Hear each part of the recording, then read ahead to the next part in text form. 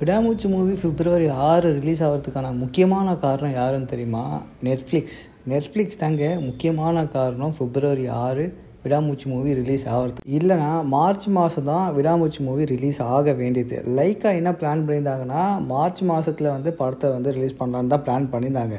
ஆனால் நெட்ஃப்ளிக்ஸ் என்ன பண்ணியிருக்காங்கன்னா, போன வருஷமே அதாவது டிசம்பருக்கு முன்னாடியே இந்த லைக்காவுக்கு ஒரு அமௌண்ட்டு கொடுத்துட்டாங்க. அது மட்டும் இல்லாமல் இவ்வளோ அமௌண்ட்டுக்கு இந்த படத்தை நான் வாங்கிக்கிறேன், இந்த டேட்டுக்குள்ளே நீங்கள் எனக்கு படத்தை கொடுத்துடணும் அப்படின்ற மாதிரி அக்ரிமெண்ட் சைன் பண்ணியிருந்தாங்க.